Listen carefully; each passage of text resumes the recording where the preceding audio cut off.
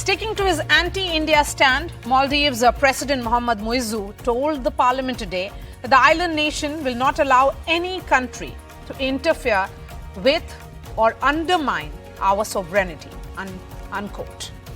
Maldives President addressed his first session of parliament today, but the two main opposition parties, which is the MDP and Democrats, in fact, boycotted the president's speech. Only 24 members of parliament attended the speech, while 56 skipped it. Here's our story.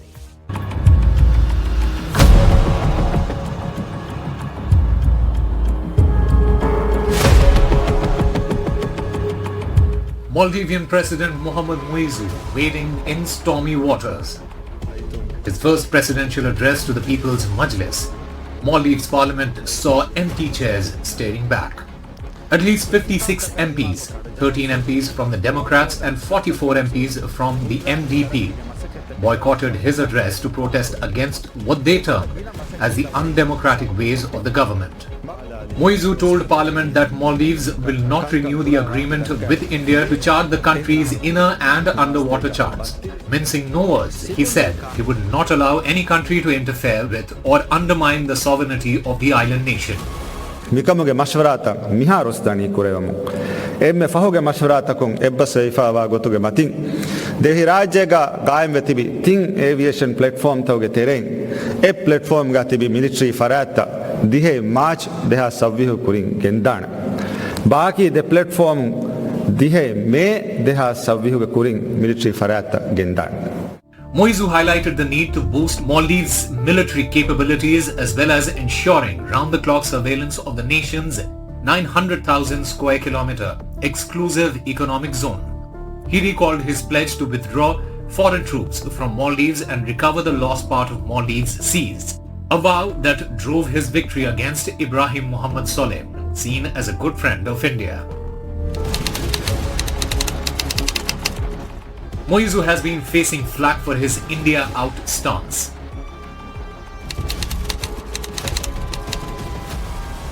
Last week, Maldives opposition parties threatened to impeach pro-China President Mohammad Muizzu. Clashes broke down in Maldives parliament between pro-government MPs and opposition lawmakers over differences over the approval of 4 members of the pro-China president's cabinet. Despite the internal pressure, Muizzu is staying firm on his stance towards India.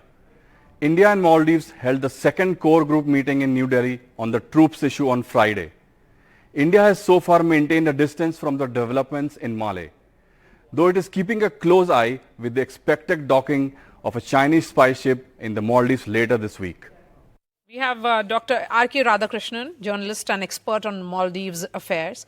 Ahmed Adib is former Vice President of Maldives. And we also have Ambassador Rajiv Bhatia, former Head of Division in MEA, someone who handled Maldives for India. I'm going to begin with you, Dr. R.K. Radhakrishnan. Did President Muizzu not really anticipate the kind of backlash that he is facing? Or did he go really far with his anti-India stand? Now, obviously, the fact is that he was basically the mayor of Male who became the president because the election completely favored. I mean, this is a case of the stars actually favoring a person, Maria, if you can ever think of it that way. Now, he has been catapulted literally to the position of the president because the MDP under Ibu Soli did not really cater to what the people of Maldives were looking for. In any case, Maldives has elected different parties from time to time, ever since we have had multi-party elections in Maldives from 2006. Now, this is a fact in Maldives. The second part of the story that we have to understand is the fact that Muizzu is not really a person who takes anything lying down.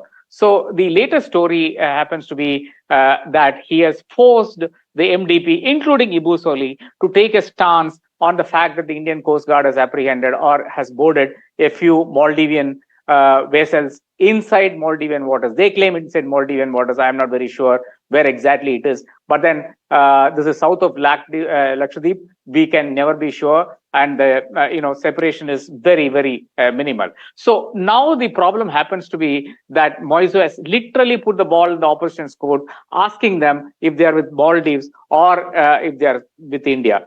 Given all the problems that Muizzu is under, now we can also see that the opposition is under a similar kind of pressure, where the opposition is asked to take a stance whether it is with Maldives. And as the the entire slogan with Maldives is that today is that it's Maldives first. Moi's slogan is Maldives first. It's actually a bahana actually to say that Chinese first. Okay, that's interesting assessment there. Ahmad Adib, I want to understand from you. First came a joint statement from all the opposition parties in which they said that island nations' foreign policy is extremely detrimental. And then this boycott of the president's speech. As Dr. Radhakrishnan was pointing out, here is the president who is under pressure from all of you, but you are also under pressure when this question is being asked. Are you with Maldives or are you with India? Thank you for having me here. As you rightly said, today the speech was boycotted by all the opposition parties. And the main reason was extreme foreign policy, as well as the parliamentarians felt they were not protected when there was a kind of a brawl in the parliament last week. And even parliamentarians found it very difficult to get in. So I think that was the main reason why opposition boycotted it. So by answering your question that is the opposition with India and the government with China, I would say that when opposition was in government, I would say they had a more balanced foreign policy. It was not extremely one-sided, and that is what Maldives needs today. Maldives needs India as well as other countries as well. But mainly, I would say that Maldives needs India because given 25 years history, we never had any kind of budget support or any kind of outer ordinary support except for India. And Maldives is in an extreme financial difficult situation where even the Chinese, the China trip, the Maldives President trip to China didn't secure that finance, I would say. So Maldives needs India and other countries, and we have to have more balanced foreign policy. So here is the president saying that he doesn't need India, and here is the opposition which is of the opinion that this, what is the way forward is diplomatic reconciliation. Then what is the mid path? What is the middle path according to you? If the president has taken a maximalist position, what is the opposition going to do? So I think we, as RK said, we have a very new president just into the presidency of 100, just marking 100 days, where he has inherited an India out policy which was started by his predecessor, President Yamin. Now he has a fallout with him, but he is in the verge of taking over the party and also going for the elections. So what we see is that this is all politics playing, because I personally believe there's no basis where there's an India out policy, because the people of Maldives doesn't buy that. And if you see all the kind of the protests they had of India out, there was never more than 50 to 100 people. So it's not coming from the people, but it's coming from a party. And also there are some extreme elements in the party that the current president is trying to appease, I would say. So this is all politics playing over. Yeah. There are concerns on both the sides. What should India be doing? Just waiting and watching for the domestic politics to unfold in Maldives? Thank you, Maria. I think what we are seeing today in Maldives is a very serious internal churn following the last presidential elections. And my assessment is that this will continue at least until the Majlis or parliamentary elections are over on 17 March. We have a situation where domestic politics is getting mixed up very deeply with foreign policy of Maldives. Now, we have to recognize, first of all, that we are dealing with a newly elected president who's operating in a highly fragmented polity. Even at the time of the presidential election, there was barely a difference of about 8% of votes by which he actually won.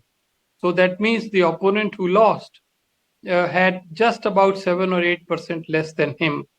And this is now what we are seeing in the parliament today, and we will have to wait and watch what is the shape of the next parliament.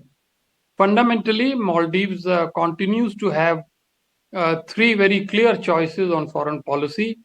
It can, adopt a patently pro-China policy. It can adopt a friendly policy towards India, and it can also do some serious balancing and calibration between not merely these two countries but other countries as well.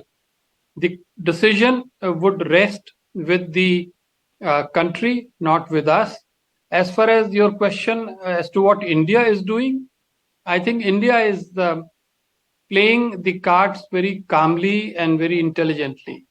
India operates from the assumption that it needs Maldives as much as Maldives needs India. Yes. And for India, the record of India in the past 25 years speaks for itself. Yes. Yes. And you saw, one last point, you saw how adroitly Indian negotiators worked out a deal on the central issue that was troubling President Muizzu, namely the presence of military personnel. It has already been diffused. Yes. Now, if there are new issues, India will deal with them calmly and hope that prudence in Maldives would prevail about any kind of extremism. So, if we were to look at the numbers purely, Dr. Radhakrishnan, MDP and Democrats boycotting the president's speech, 24 MPs only who attended the speech, and whilst 56 skipped. What does it mean for the president? It obviously means that he can be impeached, but as Adib mentioned in one of the earlier NDTV shows, we can never be sure of numbers in Maldives. This is because the president can offer any carrot to any member of parliament or anybody else and make him a minister, make him a representative to a foreign government, whatever, and then kind of calm down the situation. We need to also remember that there is also impeachment motion against the Speaker of the House and the Deputy Speaker of the House. So this is an extremely complex situation. I think what we need to do at this point of time is to calm down tempers. I agree with Adib, and of course to a lot of extent with Ambassador Rajiv, that what we at this point of time we need to make sure that Moise has something to show to the people of Maldives that he has done some work towards his this thing of anti-India campaign and all of that before he goes to the election. So Adib, 30 seconds to you, what exactly is the opposition planning to do next? Because if the Prime President has taken a position which will be detrimental for its country. So opposition is trying for impeachment that is in the process, but as RK said, and as well as Ambassador said, that at the moment opposition is also thinking about it, and as well as this is a moment of high level of politics because the parliament election is there, and I say that India has been very calm, very strategic in dealing with President Muizzu. And I hope that things will be calm and both countries has election in next 2 months. Yes. And I would say after that things will be different. I really hope things will be different. All right. But at the moment, opposition has the power to impeach as well. It has the power to impeach. So let's see how the opposition uses that power. Ahmed Adib, Dr. R.K. Radhakrishnan and Ambassador Bhatia, thank you so much for joining us. That's all from me. I'll be seeing you tomorrow. Thanks for watching Left, Right and Center.